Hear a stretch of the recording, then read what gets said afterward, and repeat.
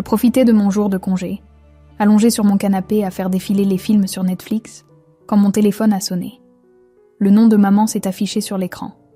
J'ai hésité un moment avant de répondre. « Salut Julie, comment vas-tu ?»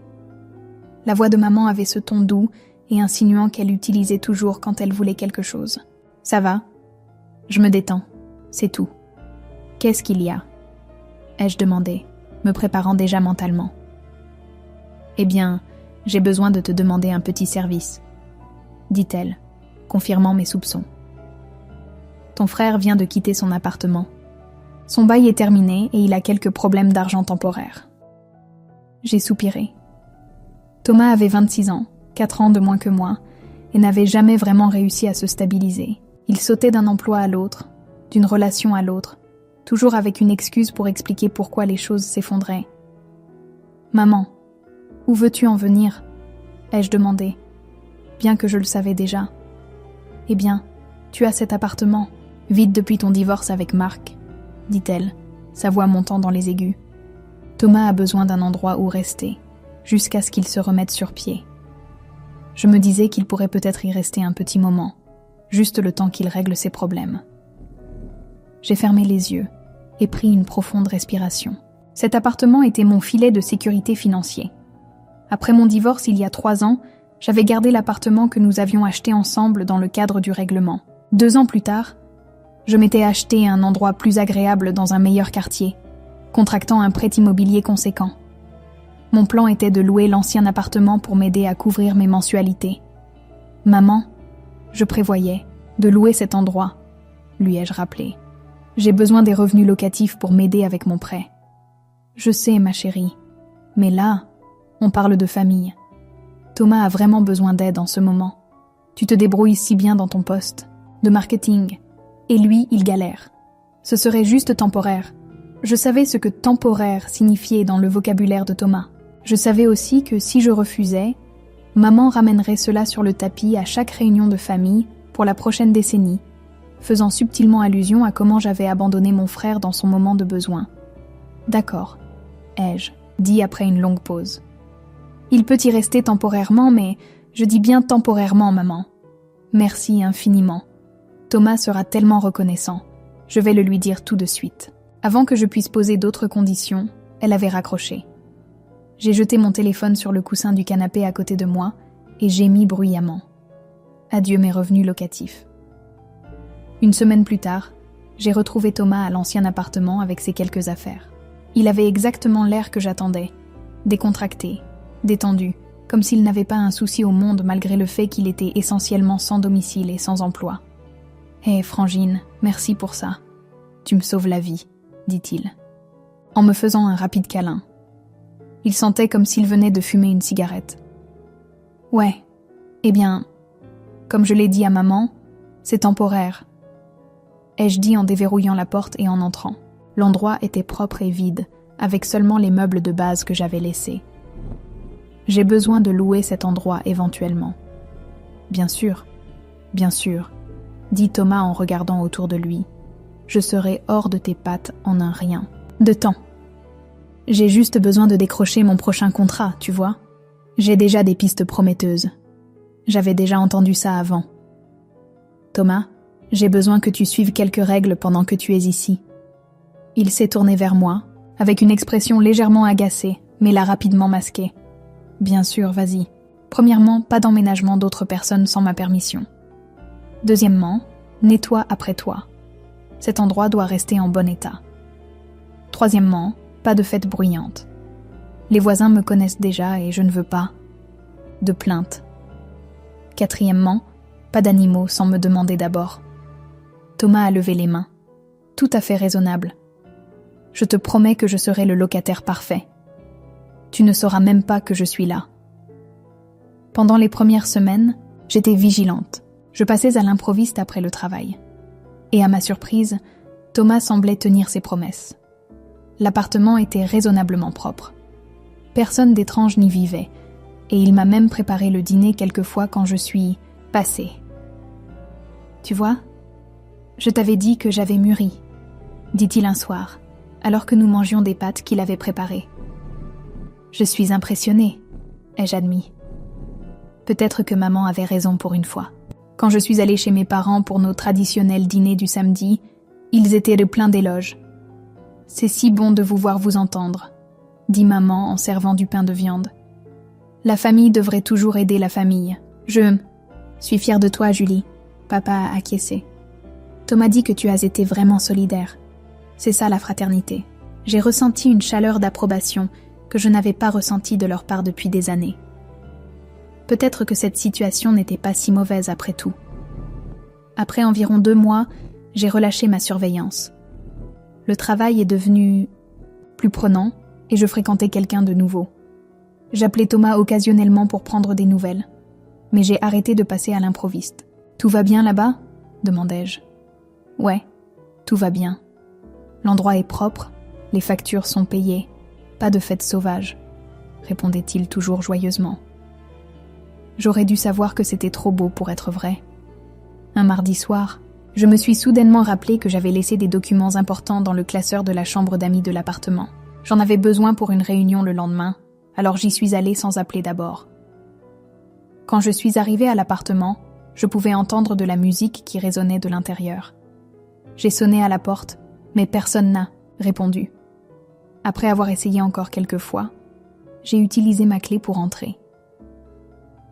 La scène qui m'a accueillie m'a figée sur place. Une jeune femme que je n'avais jamais vue auparavant dansait dans mon salon, ne portant rien d'autre qu'un des t-shirts de Thomas. Quand elle m'a vue, ses yeux se sont écarquillés de choc, puis se sont plissés de colère. « C'est quoi ce bordel ? Qui es-tu et pourquoi tu entres par effraction dans notre appartement ?» a-t-elle crié par-dessus la musique.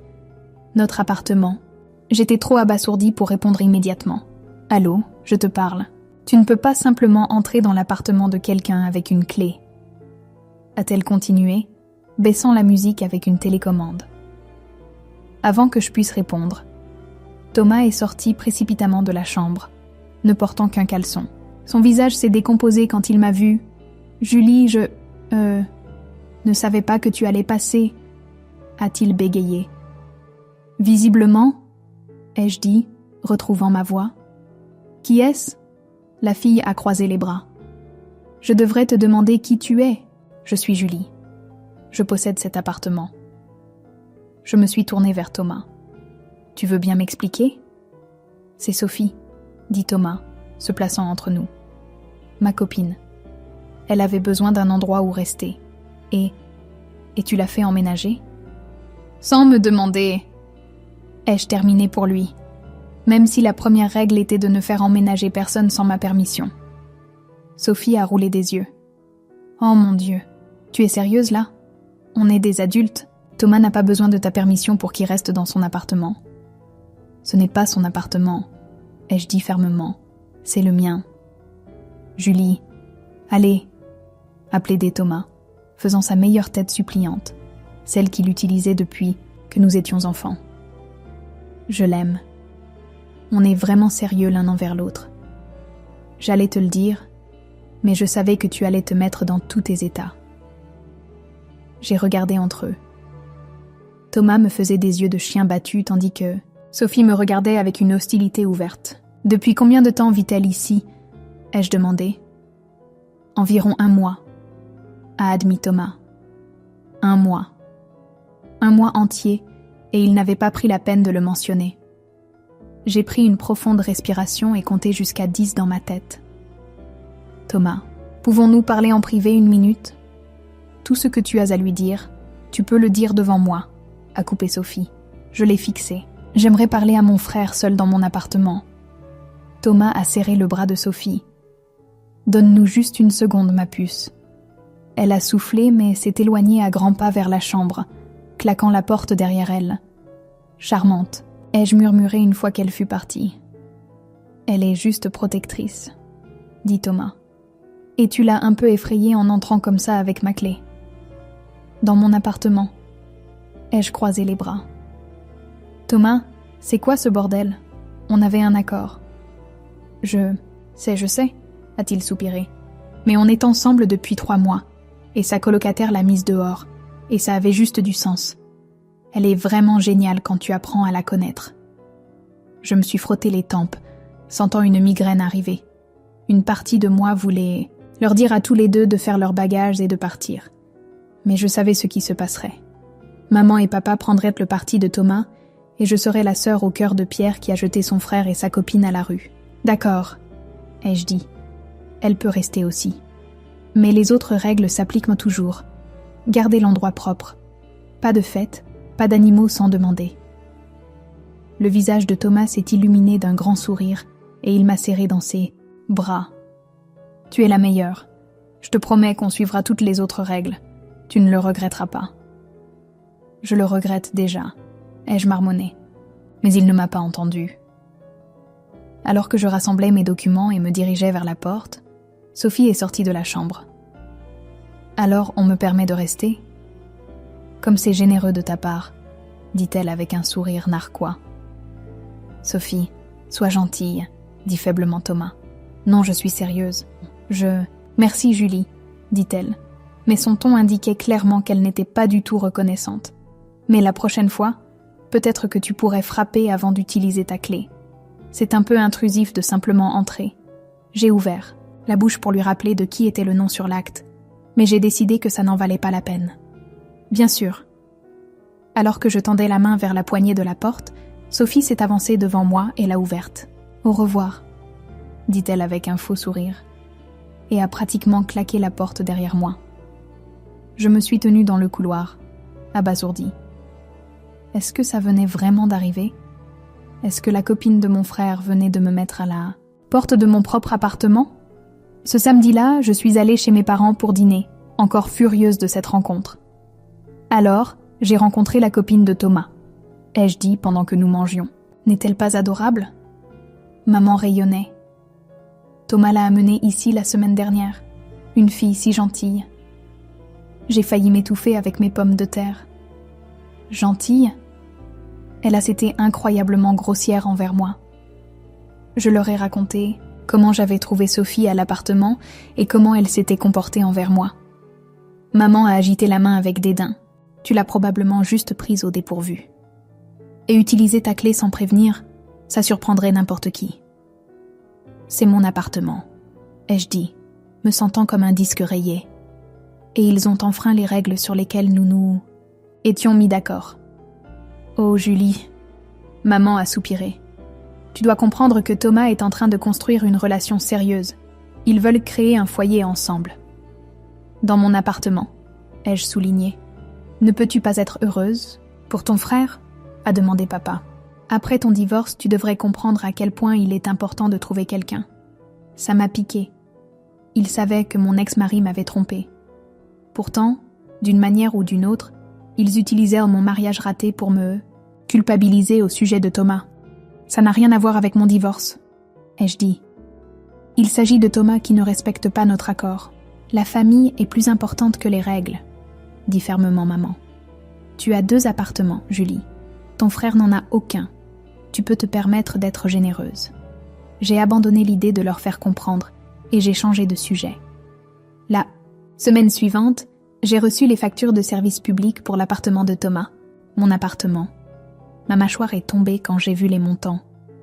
Presque le double de ce qu'ils étaient avant. J'ai immédiatement appelé Thomas. « Hé, tu as vu les factures de service public ? Elles sont 2 fois plus élevées qu'elles. Ne devraient l'être. Qu'est-ce qui se passe ? » Eh bien, il a hésité. Sophie aime prendre des bains vraiment longs, genre vraiment longs. Et elle dit qu'elle a besoin de lumière pour voir, alors elle garde toutes les lumières allumées. J'ai fermé les yeux et compté jusqu'à 10 encore une fois. Thomas, c'est moi qui paie ces factures. Je sais, je suis désolée, je lui en parlerai. S'il te plaît, fais-le, ai-je dit. Je ne peux pas me permettre ce genre d'augmentation. Je te promets, Frangine, je m'en occuperai. Je voulais le croire, mais une partie de moi savait que c'était peu probable. 3 semaines plus tard, mon téléphone a sonné. C'était Madame Dubois, la dame âgée qui vivait en face de mon appartement. « Mademoiselle Julie, je suis désolée de vous déranger, » dit-elle avec son doux accent. « Mais il y a eu des fêtes très bruyantes dans votre appartement. Beaucoup de nuits, très tard, trop de bruit, trop de gens. Je me suis excusée profusément, promettant de régler le problème, même si la colère bouillonnait en moi. D'abord la colocataire non autorisée, puis les factures, maintenant des fêtes. Thomas avait enfreint chaque règle. Le jour suivant, je suis allée à l'appartement après le travail.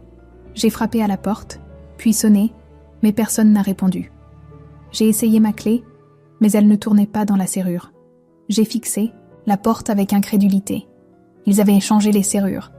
Ils avaient échangé les serrures de mon appartement. J'étais au-delà de la fureur maintenant. Je suis descendue à ma voiture et j'ai décidé d'attendre. 2 heures plus tard, Thomas et Sophie sont apparus, marchant vers l'entrée du bâtiment. Je les ai suivis à l'intérieur et dans l'ascenseur. Quand ils ont atteint la porte de l'appartement, j'ai appelé « Thomas ». Il s'est retourné, son visage s'affaissant quand il m'a vu.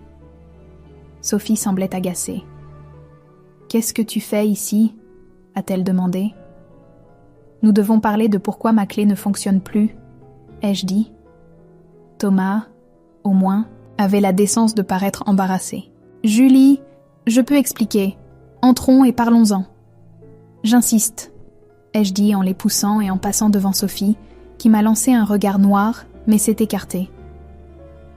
Une fois à l'intérieur, j'ai remarqué que l'appartement était plus en désordre qu'avant. Des bouteilles de bière vides s'alignaient sur le comptoir de la cuisine, et les meubles du salon avaient été réarrangés. « Pourquoi avez-vous changé les serrures ?» ai-je exigé. Avant que Thomas puisse répondre, Sophie est intervenue. « Je n'aimais pas l'idée que tu puisses simplement entrer quand tu voulais. C'est flippant. » Je me suis tournée vers Thomas. « Tu as accepté ça ?» Il a regardé le sol, puis a légèrement acquiescé. « Tu sais quoi ? J'en ai assez, » ai-je dit. « Madame Dubois m'a appelé hier. Elle dit que vous avez eu des fêtes bruyantes. » « Cette vieille bique doit s'occuper de ses affaires, » a marmonné Sophie. « Les voisins sont mes affaires, » ai-je dit. « Et les factures de services publics aussi, qui ont doublé depuis que tu as emménagé. » Thomas s'est avancé. « Julie, pouvons-nous parler de ça plus tard, quand tout le monde sera plus calme ?»« Non. Nous en parlons maintenant, » ai-je insisté. « Vous avez enfreint chaque règle sur laquelle nous nous étions mis d'accord. Tu as fait emménager quelqu'un sans demander. Vous ne gardez pas l'endroit propre.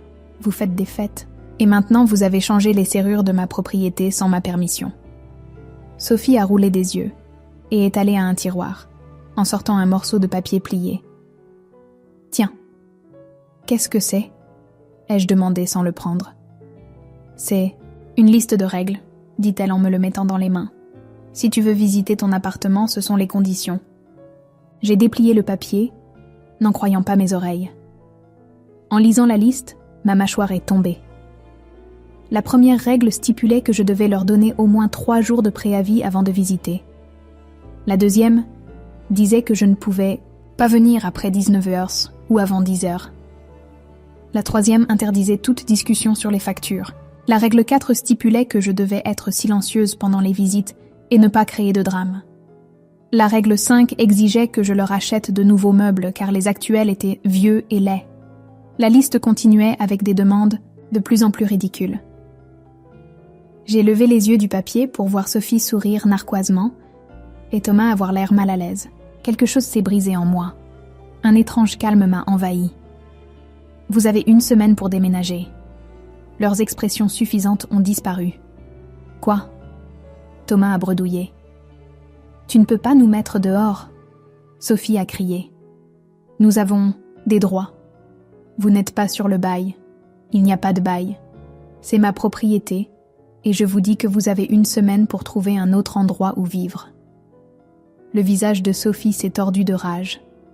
Elle a saisi un vase sur l'étagère, un vase en verre bleu que j'avais acheté à Venise pendant ma lune de miel, et l'a jeté au sol. Il s'est brisé en des dizaines de morceaux. J'ai tressailli, mais j'ai gardé mon sang-froid. « Ce vase coûtait 200 €. Tu me rembourseras. »« Va te faire foutre », a-t-elle craché. Elle a tendu la main vers un autre objet décoratif, un bol, en céramique. « Touche à quoi que ce soit d'autre et j'appelle la police », l'ai-je averti. La destruction de propriété est un crime. Elle s'est figée, les mains encore tendues. 1 semaine, ai-je répété. Puis je me suis retournée et je suis sortie. Alors que je fermais la porte derrière moi, j'ai entendu Sophie hurler des obscénités avec Thomas, essayant de la calmer. J'ai marché jusqu'à ma voiture, la tête haute, mais une fois à l'intérieur, mes mains ont commencé à trembler. Je n'avais jamais tenu tête à Thomas comme ça auparavant. Je venais de me garer dans mon allée quand mon téléphone a sonné. Le nom de maman s'est affiché sur l'écran. Super. Thomas l'avait déjà appelé. « Allô ?» ai-je répondu, me préparant mentalement. « Julie, qu'est-ce qui ne va pas chez toi ?» Elle a commencé immédiatement. « Thomas vient de nous appeler en larmes. Comment as-tu pu mettre ton frère et sa petite amie à la rue ? Maman, ils ont changé les serrures de mon appartement sans me demander. Je suis sûre qu'ils avaient leur raison, a-t-elle écarté. Tu débarques toujours sans prévenir. La voix de papa est venue sur la ligne. Ta mère et moi sommes très déçus de toi, Julie. Après tout ce que nous avons fait pour toi. Qu'est-ce que vous avez exactement fait pour moi, papa ? Ai-je interrompu. J'ai acheté mon propre endroit. Je paie mon propre prêt. Je laisse Thomas rester dans ma propriété gratuitement et il profite de moi. Cette fille semble adorable, dit maman. Thomas dit que tu as été hostile envers elle depuis le début. J'ai ri d'incrédulité. Sophie m'a lancé un vase aujourd'hui. Elle a écrit une liste de règles que je dois suivre pour entrer dans ma propre propriété. Tu exagères, dit maman. Depuis que Marc t'a quitté, tu as été amère. Nous comprenons, ma chérie, mais ne le fais pas payer à ton frère. Je n'arrivais pas à croire ce que j'entendais. J'ai terminé l'appel et éteint mon téléphone. Je suis restée assise dans ma voiture pendant longtemps, ne regardant rien, laissant la colère et la douleur me submerger. Le jour suivant, j'ai appelé une amie avocate pour m'assurer que j'étais dans mon droit d'expulser Thomas et Sophie. Elle a confirmé que puisqu'ils n'étaient pas sur un bail et que la propriété était à mon nom, je pouvais légalement exiger qu'ils partent. J'ai également organisé pour qu'un serrurier me retrouve à l'appartement la semaine suivante. Les jours ont passé lentement. Thomas a appelé plusieurs fois, mais j'ai laissé aller sur la messagerie vocale. Ces messages oscillaient entre la colère, « Tu es totalement déraisonnable » et la supplication. « S'il te plaît, Julie, nous n'avons nulle part ailleurs où aller. » Je n'ai répondu à aucun d'entre eux. Maman et papa ont appelé aussi. J'ai ignoré leurs appels également. Finalement, la semaine était écoulée. J'ai pris un jour de congé au travail et je suis allée à l'appartement, le serrurier devant arriver 1 heure après moi. Je n'étais pas sûre de ce à quoi m'attendre. Serait-il encore là ? J'ai frappé à la porte et, à ma surprise, Thomas a répondu presque immédiatement. Ses yeux étaient rouges et il avait l'air fatigué. « On a presque fini de faire les bagages », dit-il tranquillement. J'ai acquiescé et je suis entrée. L'appartement était en désordre, des boîtes et des sacs partout. Sophie était dans la chambre, fourrant des vêtements dans une valise. « Où irez-vous » ai-je demandé malgré moi. Maman et papa ont dit qu'on pouvait rester avec eux jusqu'à ce qu'on trouve une solution, a répondu Thomas, ne rencontrant pas mes yeux. J'ai ressenti une petite douleur de culpabilité, que j'ai rapidement réprimée. C'était la conséquence de leurs actions, pas des miennes. Nous n'avons pas beaucoup parlé pendant qu'ils finissaient de faire leurs bagages. Sophie a refusé de me regarder, se déplaçant comme si j'étais invisible. Quand ils ont finalement été prêts à partir, elle a jeté les clés sur le sol à mes pieds sans un mot. « Sophie », a dit faiblement Thomas, mais elle était déjà sortie par la porte. Thomas s'est attardé un moment. « Je suis désolée pour le vase », dit-il. « Et les serrures, c'était l'idée de Sophie, mais j'ai suivi le mouvement. »« Tu suis toujours le mouvement, Thomas, » ai-je dit.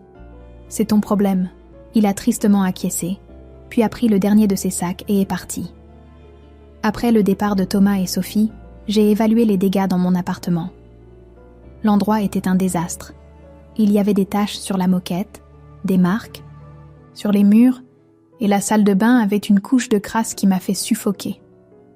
La cuisine n'était pas beaucoup mieux. L'évier était plein de vaisselle sale et quelque chose d'indéfinissable poussait dans le réfrigérateur. Le serrurier est arrivé et a changé toutes les serrures. Je l'ai payé un supplément pour installer un verrou mort pour plus de sécurité. Pendant qu'il travaillait, j'ai commencé à nettoyer, remplissant sac poubelle après sac poubelle avec les déchets qu'ils avaient laissés derrière.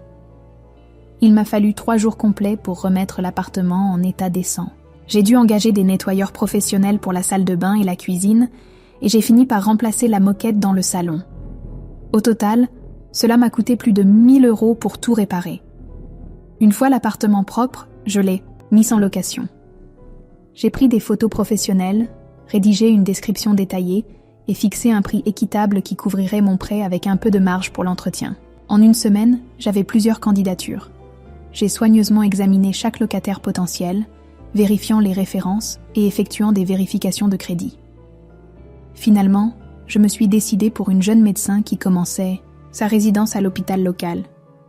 Elle avait un excellent crédit, un revenu stable et pas d'animaux. Nous avons signé un contrat de location en bonne et due forme, avec tous les détails clairement énoncés. Le jour où elle a emménagé, je lui ai remis les clés avec un sentiment d'accomplissement. C'est comme ça que ça devait se passer. Une transaction commerciale entre adultes responsables. En rentrant chez moi, je me sentais plus légère.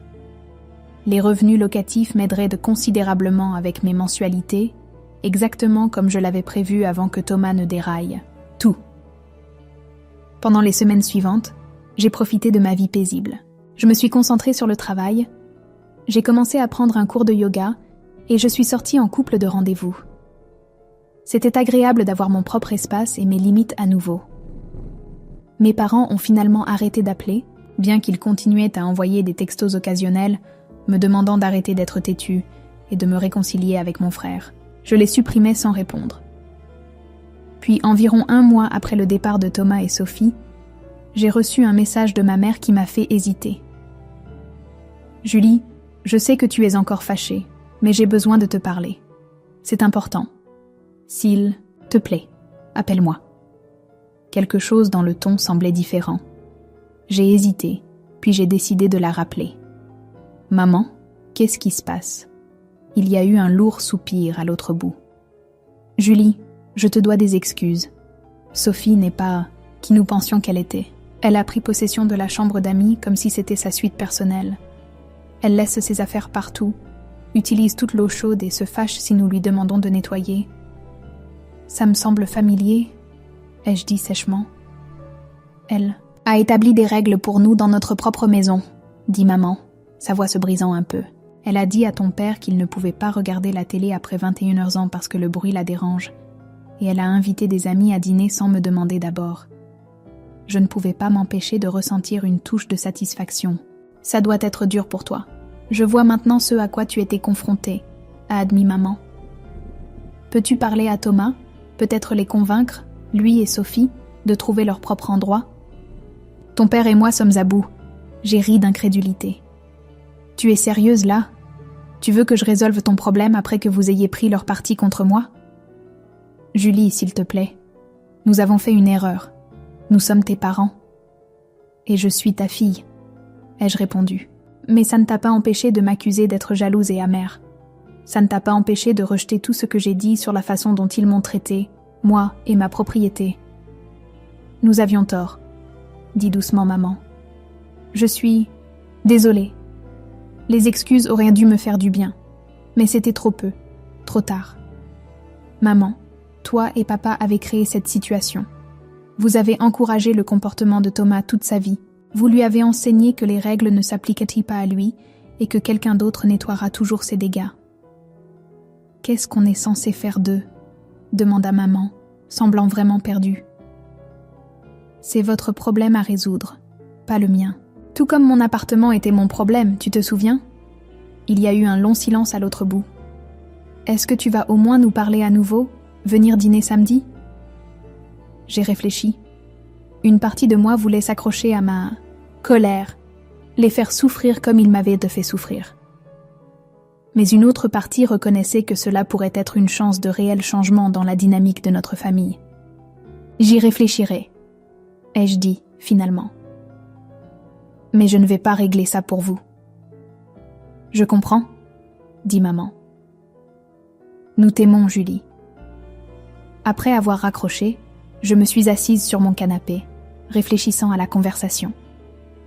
Il y avait Une certaine justice poétique dans le fait que mes parents goûtent à ce que j'avais vécu. Peut-être qu'ils comprendraient maintenant pourquoi j'avais pris la position que j'avais prise. Au cours des jours suivants, j'ai réfléchi à la question de savoir si je devais aller au dîner du samedi. Finalement, j'ai décidé d'y aller, non pas pour résoudre leurs problèmes, mais pour établir de nouvelles limites pour notre relation à l'avenir. Quant à Thomas et Sophie, je ne me sentais pas obligée de les aider. Mon frère avait fait ses choix et maintenant il pouvait vivre avec eux.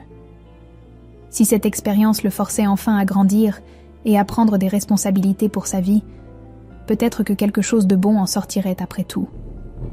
Entre-temps, ma locataire payait son loyer à temps chaque mois. L'argent allait directement vers mon prêt, exactement comme je l'avais prévu. J'avançais dans ma vie selon mes propres conditions, sans m'excuser de protéger ce qui était à moi. Fin 2. L'histoire.